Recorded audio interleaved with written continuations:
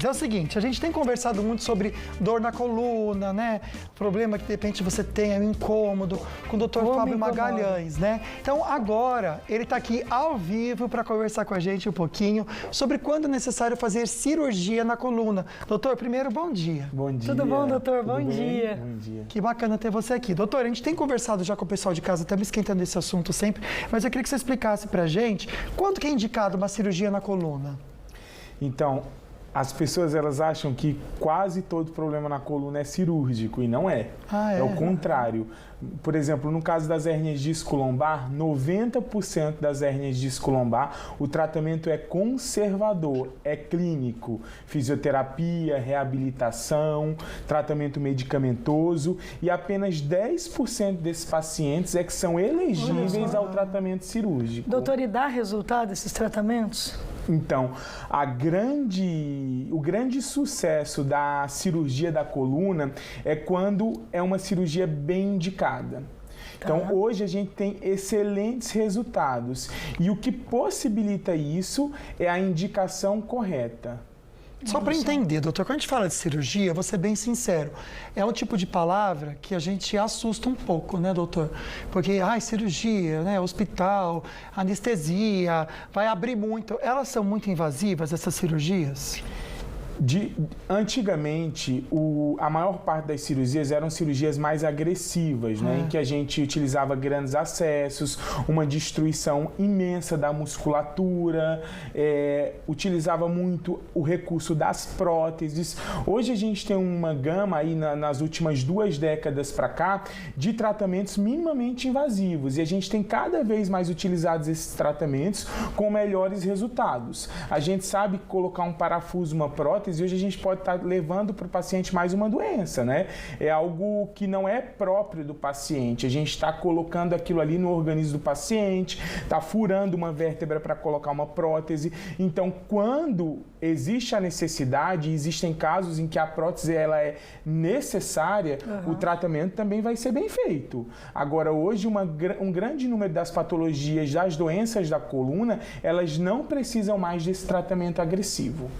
E qual seria esse outro tratamento, doutor? É uma cirurgia também? Isso. Hoje existem os procedimentos que a gente chama de procedimentos minimamente invasivos da coluna, que são tratamentos em que a gente realiza incisões mínimas ou nem mesmo incisão. A gente até está com 2 animações aqui, doutor. Vou pedir para o Rafa colocar a primeira aí para gente, o doutor explicar. Isso é feito por endoscopia? Como que é, doutor, que eu não entendi? Essa daí, por exemplo, doutor. Então, essa animação, a gente consegue ver a introdução de uma cânula na coluna, na região lombar, em que a gente faz um furinho de 8 milímetros a 1 centímetro, para vocês terem noção. Então, é muito, muito pequeno. É um furinho do tamanho do diâmetro dessa cânula. A gente entra com essa cânula e depois dela a gente entra com um endoscópio, que é uma cânula também rígida, assistida por uma câmera. Então, é o que a gente chama de uma videocirurgia. Uma endoscopia da coluna. Essa vídeo permite que a gente amplie essas estruturas e através de um furinho de 1 centímetro a gente consegue ir lá e realizar tratamentos muito importantes, como a retirada de uma hérnia de disco. No caso que a gente assistiu ali foi o quê, doutor? A retirada de uma hérnia de disco. A gente introduz essa cânula na coluna através de um espaço que é o forame, acessa o disco, que é aquele espaçozinho que agora ele está chegando aí no disco, ó, e através de uma pinça ele está retirando esse disco. Então a gente tem aí um acesso transforaminal ao disco para a retirada de uma hérnia de disco. Que incrível, gente. Que bacana, gente. E tem algum outro método, doutor, fora esse? Tem. Existem também as infiltrações e bloqueios.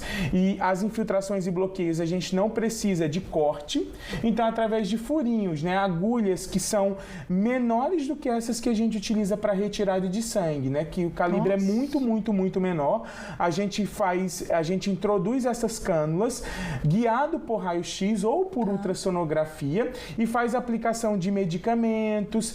Hoje tem a parte da medicina regenerativa, em que a gente consegue fazer aplicação de medula óssea ou de ácido hialurônico, que são substâncias que podem melhorar e impedir a degeneração desse paciente, né? O desgaste dessas estruturas. Seria essa denervação facetária, doutor? A denervação facetária é um dos métodos minimamente invasivos em que a gente pode utilizar, pode ser uma denervação química, em que a gente pode utilizar medicamentos, ou térmica, em que a gente utiliza radiofrequência, altas temperaturas para gerar lesão em um nervo. Inclusive, tem até uma outra animação, Rafinha, vou pedir para você colocar, por favor, para o doutor explicar para a gente, então, esse último nome que você falou, que é denervação facetária. Doutor, explica para a gente, por favor. Isso, a gente está introduzindo uma agulha, estão vendo, nos elementos articulares posteriores, que são as facetas, e a gente vai lá e a gente bloqueia um ramozinho nervoso, que é o ramo medial da raiz dorsal.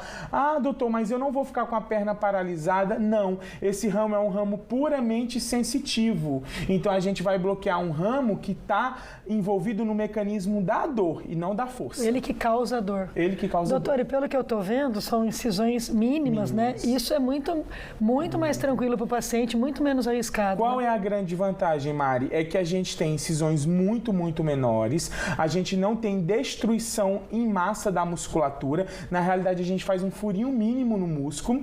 O paciente recebe alta no mesmo dia ou no dia seguinte, menor risco de infecção e menor tempo cirúrgico. Gente, bacana, muito legal, né, gente? Então é o seguinte, eu vou colocar aqui para vocês o Instagram do Dr. Fábio Magalhães, caso você tenha alguma dúvida e queira saber mais também, porque lá no Instagram, além de postar os quadros que ele faz aqui no programa, ele cria muito conteúdo também explicando. Muito legal. DR Fábio Magalhães, você pode seguir. Doutor, muito obrigado pela presença aqui no programa. Obrigada, viu, doutor? A gente adora te receber, viu?